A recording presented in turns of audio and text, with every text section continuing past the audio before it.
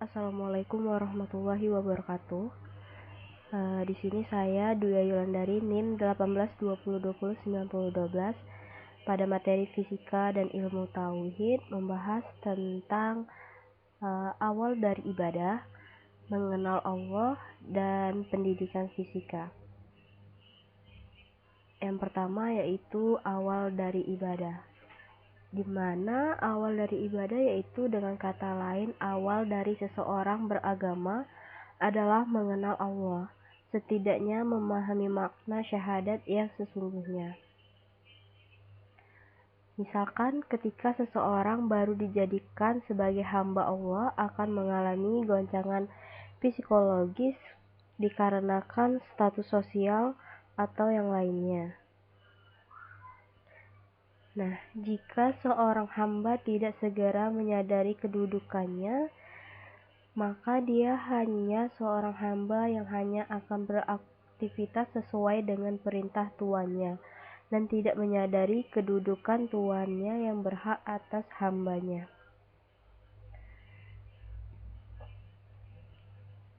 Nah, pada pernyataannya keislaman seseorang maka diwajibkan mengucapkan sesungguhnya tidak ada Tuhan melainkan hanya Allah dan Rasulullah adalah Muhammad.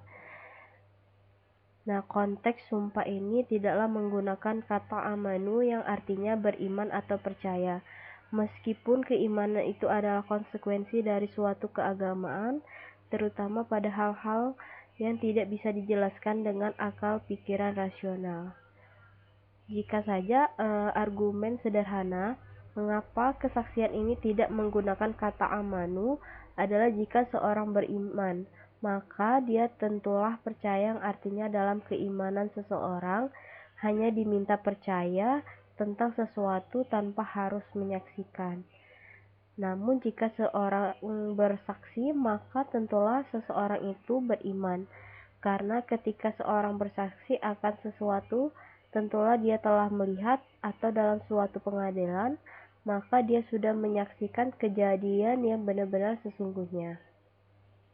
Yang kedua yaitu mengenal Allah.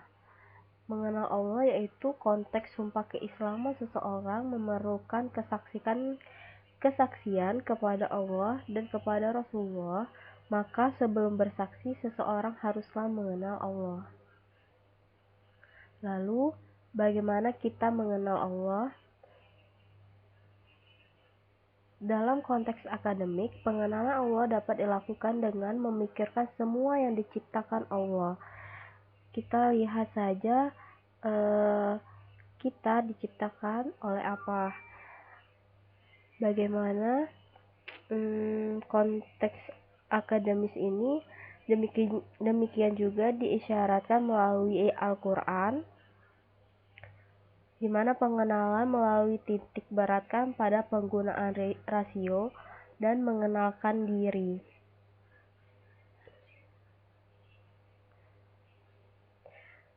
Karena Allah yang maha berilmu, mana mungkin dikenali dengan ilmu seseorang.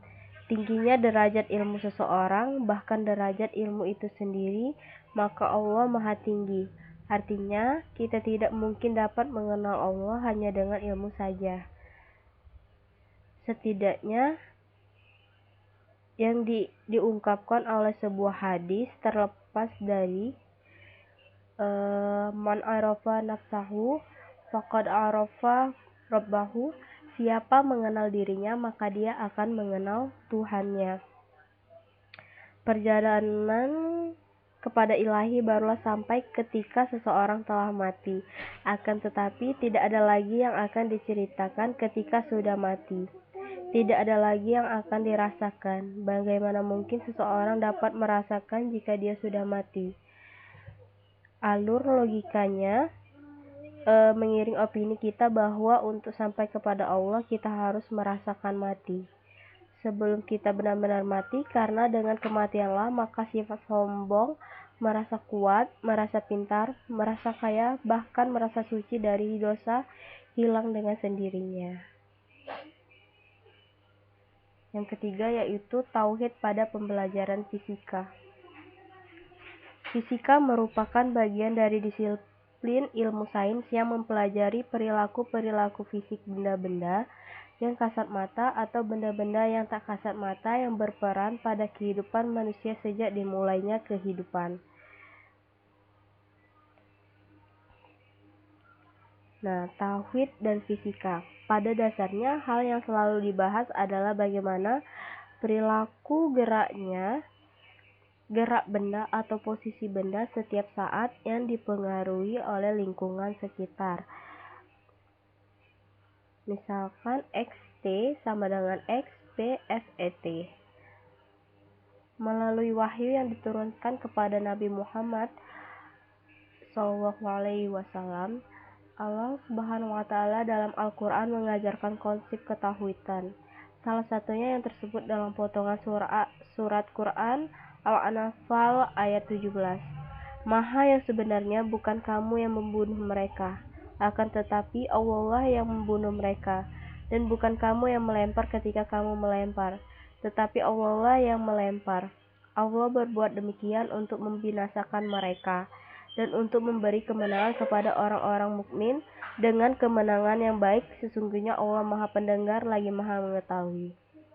Fisika dan ilmu tauhid selanjutnya yaitu selain potongan ayat yang saya bacakan tadi, masih banyak lagi sumber-sumber yang diajarkan oleh Allah Subhanahu wa Ta'ala melalui Rasulnya tentang ketauhidan, terutama ketika dakwah Nabi Muhammad SAW ketika masih berada di Mekah. Sekian, terima kasih. Wassalamualaikum warahmatullahi wabarakatuh.